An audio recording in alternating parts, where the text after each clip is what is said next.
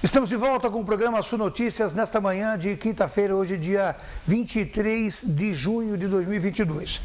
Eu vou conversar agora com um catarinense nascido em Florianópolis em 21 de dezembro de 1947. Filho de imigrantes libaneses que veio para o Brasil, o pai dele veio para o Brasil como vendedor de tecidos e chegou a ser vereador da capital catarinense entre o período de 1959 e 1953. Ele estudou em escola pública, o ensino primário, depois do ensino médio cursou administração na UDESC e também graduou-se em Direito pela Universidade Federal de Santa Catarina, aonde é professor titular do curso de administração. Um homem público com 47 anos de história no serviço público. Aos 28 anos tornou-se prefeito da capital de Florianópolis, da sua cidade, em 1975. Cargo que voltou a ocupar em 1988. Depois, na sua carreira política, foi 2 vezes eleito governador do estado, em 82 e 98, 2 vezes eleito senador, em 90 e agora em 2018, 3 vezes eleito deputado federal, venceu 2 eleições para o Senado. Preciso destacar que nessas 5 décadas de vida pública, de atividade no setor público, nunca teve nenhum arranhão, nenhuma mancha, nenhum escândalozinho sequer que pudesse emprestar-lhe uma pecha negativa. Um homem público de um único partido em quase 50 anos, que também foi o partido de seu pai e em que hoje milita seu filho. Bom dia, senadores Perideu Amin e Elon Filho, obrigado por nos conceder essa entrevista nesta manhã de quinta-feira. Quero lhe pedir desculpas porque vi que o senhor já me corrigiu dizendo que não é o mais longevo, mas em atividade e pelo tempo de ação e serviço à pública com esse currículo eu não encontro outro. Bom dia. Muito bom dia, Murara, né? O Xixo vem da onde? O Xixo, eu sou natural de Jaraguá do Sul, cresci em Guaramirim, em 1982 já acompanhava a eleição em que tinha, já são 5, a mim você não engana. A mim nunca te enganou. Exatamente, exatamente. Mas o Xixo tem vários sentidos, né? Mas sempre muito positivo, né? O Xixo é um momento também, contribui para um momento de congraçamento, de distensão. Eu gosto muito dessa expressão. Mas é com X, senador, é com X, se me permite? É com X, se me permite? Porque ele deriva da carne vermelha, aquele espetinho de carne salada que tem, é uma carne vermelha, é uma carne vermelha suculenta e saborosa. Se fosse escrito com CH, teria origem na família das leguminosas, uma coisa um tanto quanto hermafrodita. O teu é carnívoro. Carnívoro. E não é hermafrodita também. Não, também não. Ele não é híbrido. Exatamente. É um momento de congraçamento, favorece. Achei muito interessante. Eu queria ainda, além de dar um bom dia para você e para os nossos telespectadores e ouvintes, dizer da minha alegria de participar desse momento, fazer 2 observações. Primeiro, eu gostaria de ter uma pequena oportunidade de complementar o que eu ouvi do meu amigo Cominho. Pois não. Que me antecedeu aqui. As palavras dele são muito atuais, eu vou comentar depois. E uma pequena retificação. Eu sou filho de imigrante, sim. E isso me ajuda a ser muito sensível com esse momento, né, em que nós estamos assistindo aí a essa fuga de ucranianos, mais de 5 milhões, se movimentando ou dentro da Ucrânia ou para fora da Ucrânia, por causa dessa guerra estúpida, essa guerra inexplicável, injustificável que está ocorrendo. Eu sou filho de imigrante por parte de pai, você acertou, meu pai nasceu no Líbano, mas a migração materna foi da minha mãe, que era filha de italianos. Os pais dela moravam em Vicenza, no Vêneto.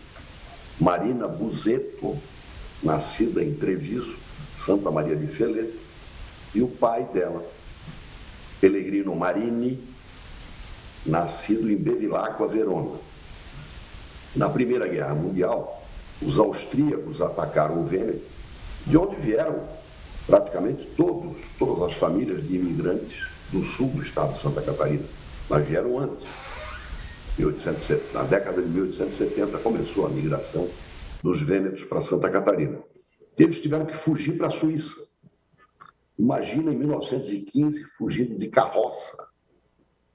O pai, quer dizer, o Pellegrino Marini, a mãe, a Marina Buzet, a filha mais velha, minha tia Irene, e a minha mãe na barriga da mãe dela. Ou seja, a minha avó estava grávida da minha mãe, da Elza Marini. Cruzaram ali os Alpes, foram até o cantão alemão da Suíça e a minha mãe nasceu na primeira cidade do abecedário suíço, Adorf, cantão alemão, cantão Turgal. Depois da guerra, voltaram para a Itália, uma miséria terrível, migraram para São Paulo, para Curitiba. Lá ela estudou, fez contabilidade, veio fazer uma inspeção em Florianópolis, da Texac, ela era contadora da Texac, e o velho Espiridião, já comerciante de tecidos, como você falou, fisgou no olhar. Então, eu sou duplamente filho de imigrante. Isso aumenta muito a minha sensibilidade com essa situação que, especialmente, tanto na África, quanto no Oriente Médio, quanto no momento na Ucrânia, a gente assiste e vê como o ser humano é capaz de fazer toda sorte de estupidez. Mesmo o ser humano que é capaz de praticar gestos nobres, né? Defender o mais fraco, ser leal, também é capaz de fazer essas barbaridades que a guerra resume. Então, desculpa por tomar o seu tempo, são duas pequenas retificações. E uma complementação. Como o Comim falou muito de educação, eu quero dizer que eu acho que eu devo essa minha longevidade que você falou. Depois de ter sido governador 2 vezes, eu não apenas voltei a lecionar, eu voltei a estudar. Sentei no banco escolar, presencial, não é remoto, não é ensino à distância. Tive o privilégio de fazer ensino presencial para fazer o mestrado em administração e o doutorado em engenharia e gestão do conhecimento. 2 coisas que me ajudaram muito a não entrar na velhice mental. E é verdade. Por isso eu queria fazer esse registro, não para me gabar, mas para dizer a todos, não parem de aprender. Não seja podemos. Na escola, seja numa reunião, seja na igreja, não parem de aprender. A coisa mais importante é ser aluno, que na sua origem quer dizer sem luz. Aluno. Sempre nos falta luz. Okay. Então sempre dá para colocar o combustívelzinho do conhecimento, que é essencial. E no caso de Santa Catarina, é vital isso que o Comim falava. Desde a creche até as alternativas de educação, nós temos que ser os melhores, porque o futuro de Santa Catarina depende da nossa qualificação permanente. E lembro, fazendo até uma comparação com o que o Comim falou, daqui a 7 anos nós teremos 3 milhões de idosos. Sim, mas daqui a 7 anos, a maior parte das profissões de daqui a 7 anos não existem hoje. Então, se imaginam que nós vamos ter que nos equipar para educar e qualificar o nosso povo, para não ficarmos fora do mundo. Porque o mundo, as profissões de daqui a 7 anos, nós não conhecemos a maior parte delas hoje. Então, seria um desafio que Santa Catarina tem em termos de educação, qualificação e também atenção com os idosos que estão crescendo pela nossa longevidade e os problemas de saúde e de medicina e de telesaúde que nós temos que enfrentar. Senador, eu queria fazer uma pergunta e me perdoe por ser elementar na minha atividade como jornalista. O senhor se coloca novamente como pré-candidato a governador para cuidar do povo de Santa Catarina, É claro que o senhor tem um histórico de serviços prestados. Aqui no sul do estado, onde eu vivo há 25 anos, senador, a gente consegue perceber que obras estruturantes, a grande parte das obras estruturantes na grande região do sul de Santa Catarina foram feitos durante seus governos, de 82 a 86 e também de 98 a 2002. Depois disso, nenhuma grande obra estruturante aconteceu, com exceção agora, talvez, que talvez não se compare tanto pela distância, o que se faz entre Jacinto Machado e Praia Grande, né? Que seria uma rodovia estadual.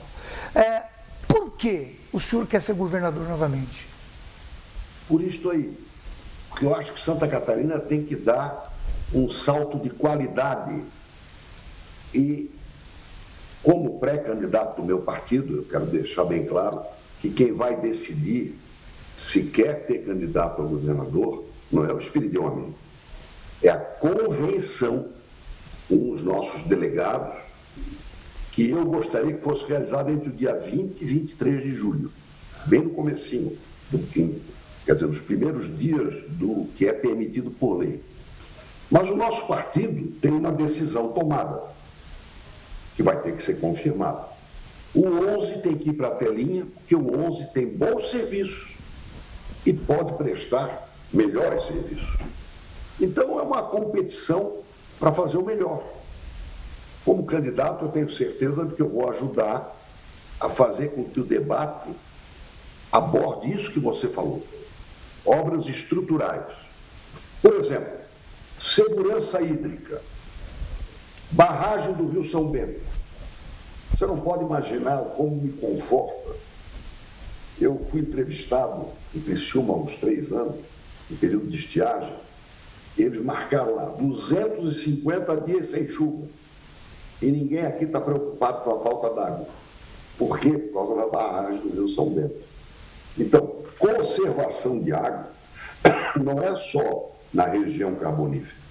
É aí, no extremo sul, no oeste, onde a nossa agricultura, este ano, sofreu tanto excesso de chuva quanto estiagem, com perdas brutais na nossa safra de milho, principalmente. Então, conservação de água. E eu hoje sou relator de um projeto sobre esse assunto, aqui no Senado.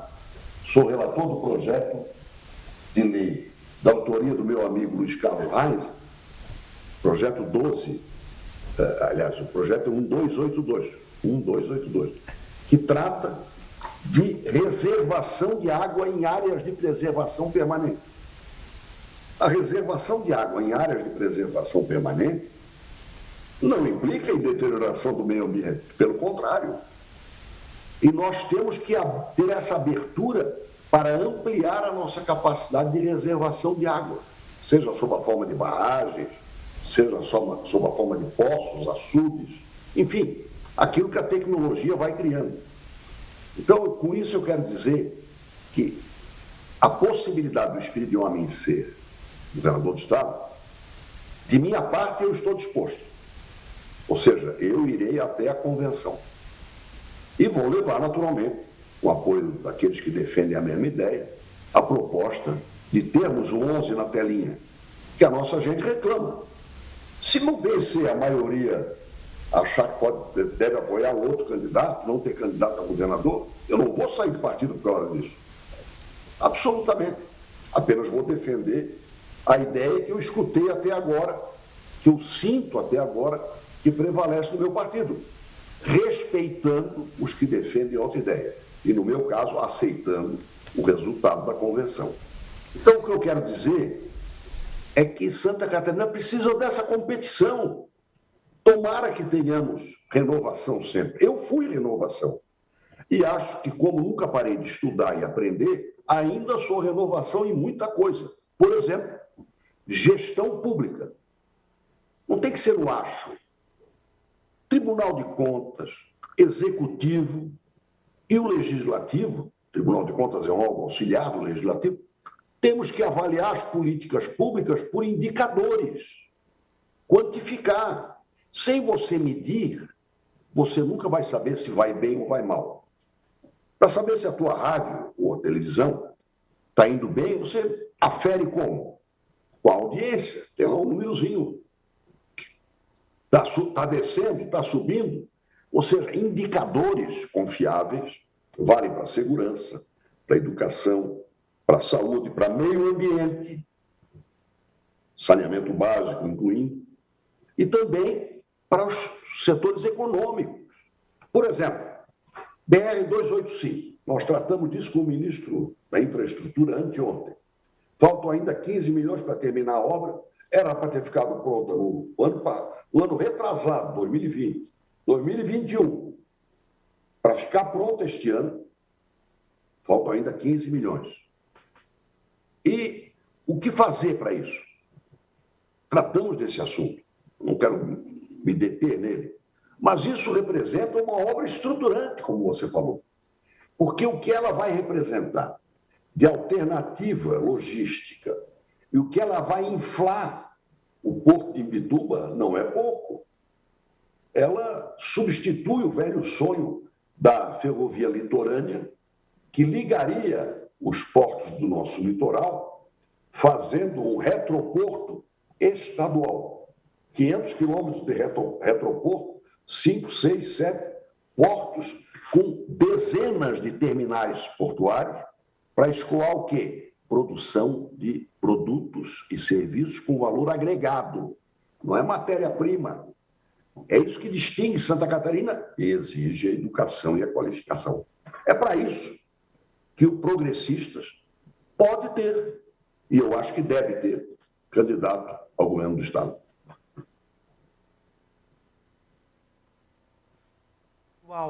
Nesse momento, eu queria fazer uma impressão que é minha, eu não sei se eu estou equivocado, posso estar, a minha pouca experiência em comparado com o conhecimento que o senhor tem pode não estar adequado, mas eu não vejo, da minha maneira como observo o cenário político do país, nenhum mérito e nenhum governador do Estado pela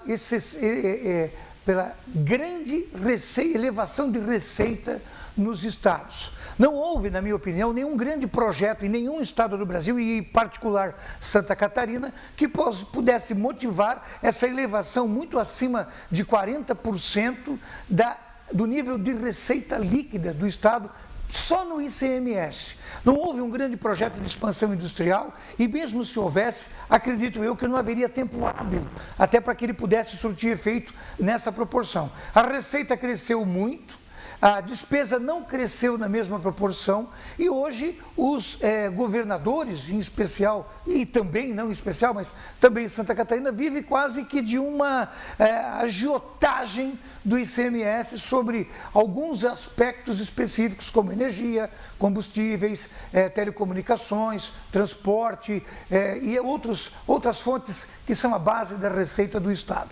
Eu não vejo isso como vantagem, mas eu também vejo um trato disso até como uma exploração política do recurso através de projetos que são mais de marketing do que efetivamente, até confundindo o eleitor. Existe um plano 1000 que, na minha visão, é um plano 200, porque é só 200 por ano que entra em cada cofre, em cada município, enquanto que a receita entra todo mês no governo do Estado. Eu queria que o senhor avaliasse se a minha visão é equivocada e, segundo, nós não estamos destruindo uma poupança que será importante lá na frente, uma gestão desses recursos que pode ser muito mais importante quando a roda voltar a girar com menos velocidade na receita de impostos? Olha, vamos deixar a crítica ao atual governo para a campanha. Eu prefiro falar do começo da sua inteligentíssima observação. Primeiro, nenhum Estado criou essa solvência, ou seja, essa sobra de dinheiro. O Rio Grande do Sul, que não pagava a folha de pagamento, está lembrado? Sim. É nosso vizinho aí. Sim, sim. O Rio Grande do Sul está com um projeto de lei na Assembleia Legislativa do Rio Grande, PL 52, transferindo 495 milhões de reais dos cofres estaduais para que o governo federal execute obras federais que estão em ritmo muito lento no Rio Grande do Sul. Ou seja, o que o governador Moisés fez, e fez corretamente, a meu ver, foi disponibilizar 465 milhões para turbinar essas obras muito lentas, incluindo a 285. O Rio Grande do Sul está fazendo. O Rio Grande do Sul não fez mágica nenhuma, como Santa Catarina também não fez. Primeiro, durante a pandemia, o Congresso brasileiro, eu inclusive, que acompanhei isso semanalmente, injetamos bilhões e bilhões, não só na saúde, mas também nas contas públicas estaduais e municipais. Eu não estou pedindo que agradeçam, não. Nós fizemos o necessário para salvar vidas e o Congresso atuou. Eu, como senador, os deputados federais, o que nós queríamos é que isso servisse de advertência. Nos 2 anos, 2020 e 2021, nós ficamos liberados financeiramente. Fizemos um rombo de 700 bilhões, abrimos um crédito de 1 trilhão, botamos 1 trilhão na caixa d'água para irrigar a economia com pequenos empresários, microcrédito, crédito para empresário individual, microempresário individual, para pequenas empresas, para que a economia não se esfacelasse. Na agricultura também. Então, isto acabou.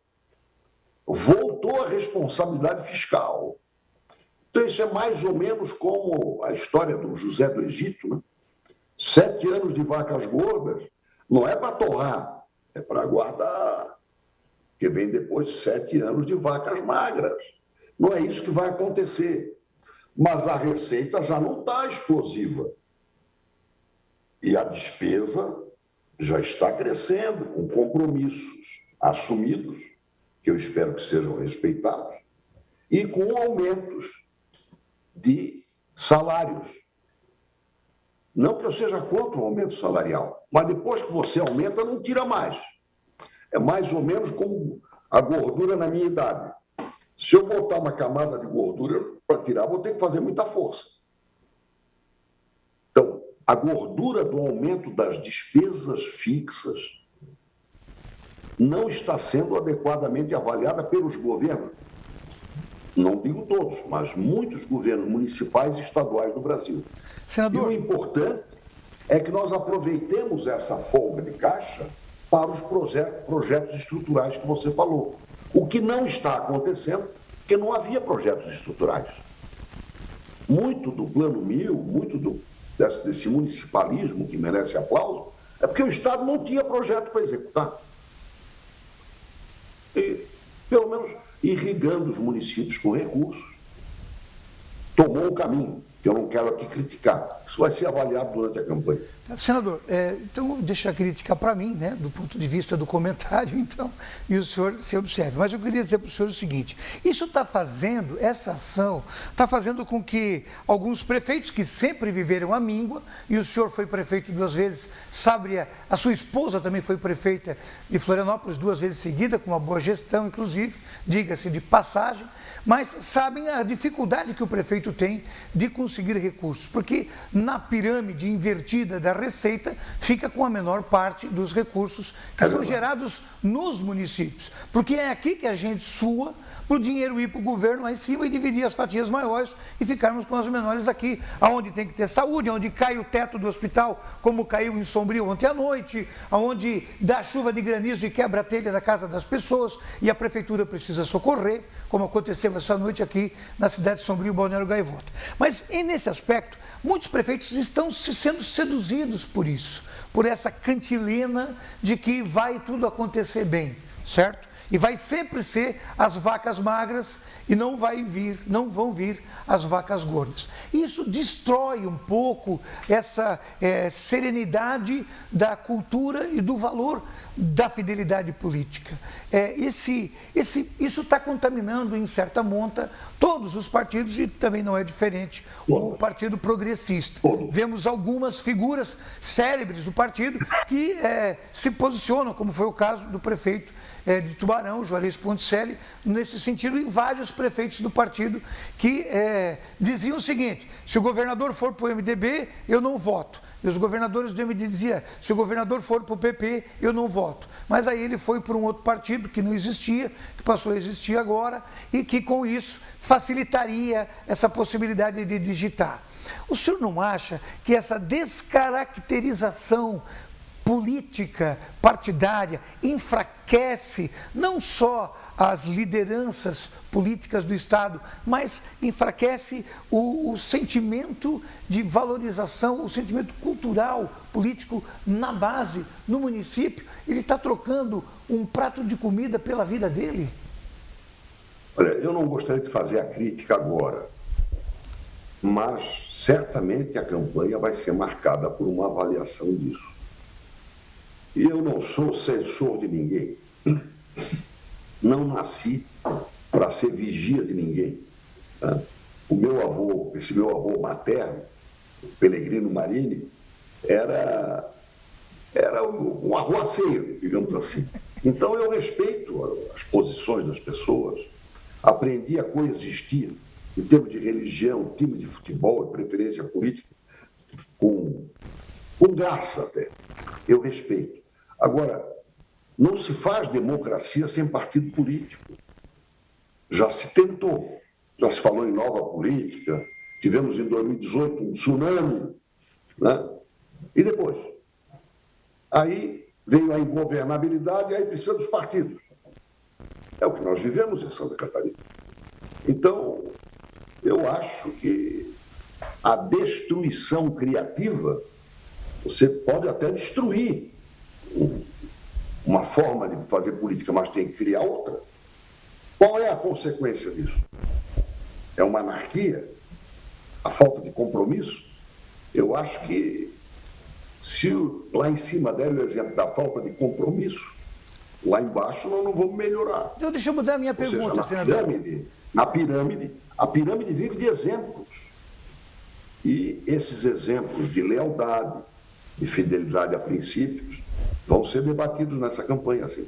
Eu vou mudar minha pergunta então, senador. Eu vou fazer a pergunta da seguinte maneira: como o senhor acredita que o eleitor tradicional do Partido Progressista, que desde a UDN vem passando na sua estrutura de família, amigos, vizinhos, grupo político, vai entender uma composição em que estejam juntos, abraçados, unidos, MDB e o Progressistas? Olha, nós já fizemos essas experiências, inclusive em Florianópolis. Não foi bom. Não foi bom, mas não custa nada. Tubarão alguém também achar. Não, nós já fizemos isso em Florianópolis e não deu certo. Em Tubarão também não deu certo. Mas eu acho que quem quiser tentar tem o direito. E quem quiser propor ao partido que apoie um candidato, por exemplo, que tenha na sua chapa só MDB, vai ter que convencer a maioria. A mim, não convencerão. Vou fazer uma última pergunta, se o senhor me permitir, e é uma pergunta de foro íntimo pessoal, do ponto de vista de alguém que analisa a vida política do país nesse momento. Eu até escrevi para que eu pudesse ser bem conciso. Nós vivemos tempos difíceis no Brasil. O ambiente, o clima, a temperatura política está efervescente. Desde 2018 para cá, não houve um só momento de ânimos arrefecidos. Seja pelo fato de que a campanha de 18 ainda não acabou, ela não acabou em momento nenhum, seja pela pandemia, agora pela guerra, ou em meio a tudo isso, e ainda em meio a tudo isso, vem o ativismo político, judiciário, da Suprema Corte do país, que ingere tanto no legislativo quanto no executivo, restringindo a nossa frágil democracia nesse momento, e é a minha visão. O Brasil precisa muito, mais do que nunca nesse momento, de homens de bem, homens com serenidade, com capacidade e história de conhecimento da vida do país para decisões importantes que terão sido tomadas. A minha pergunta é: o senhor não fará falta no contexto nacional se eventualmente for eleito governador?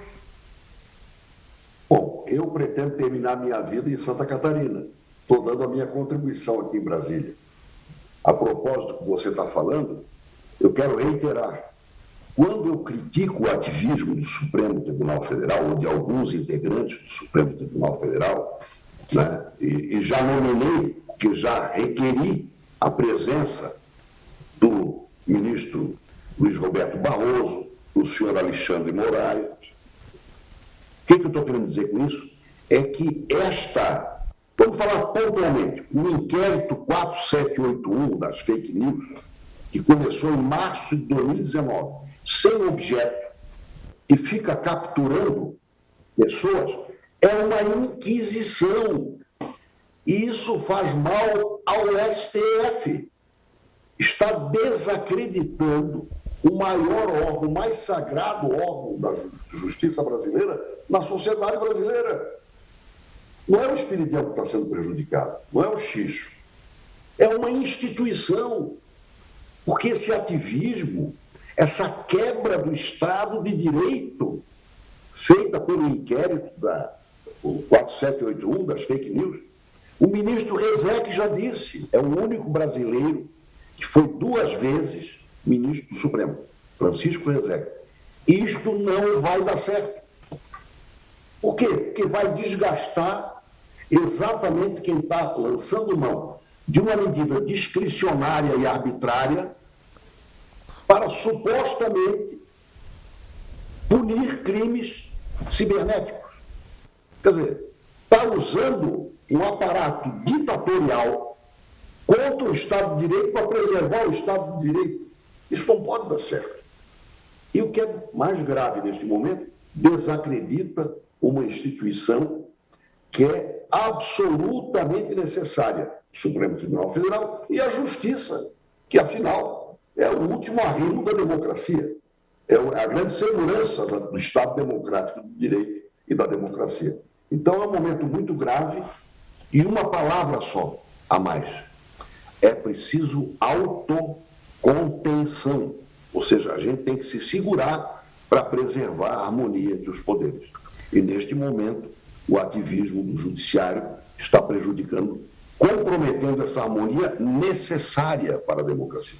Senador, queria agradecer muito a sua entrevista, poder conversar aqui por mais tempo, teremos mais conteúdo para abordar, voltar a ter essa conversa tão logo os encaminhamentos aconteçam, independente que seja, para que a gente possa discutir junto com a nossa audiência, os nossos telespectadores, problemas que são comuns a todos, muito, às vezes distantes de nós, mas que influenciam diretamente em nossas vidas. Muito obrigado mais uma vez pelo seu tempo, por nos conceder essa entrevista. Desejo ao senhor um bom resto de semana e um bom trabalho e sucesso nos seus projetos. Se Deus quiser, um grande abraço a toda a nossa gente, especialmente do Vale do Araranguá e de Santa Catarina como um todo. Muito obrigado. Agora são 9h11. Vamos ao rápido intervalo, que já está na linha conosco o Ronaldo Coutinho, que vai conversar com a gente sobre a previsão do tempo. Será que tem mais pedra descendo do céu aí, minha gente? Daqui a pouquinho, é rapidinho, é só um intervalo de 2 minutos para trocar o link e a gente já volta.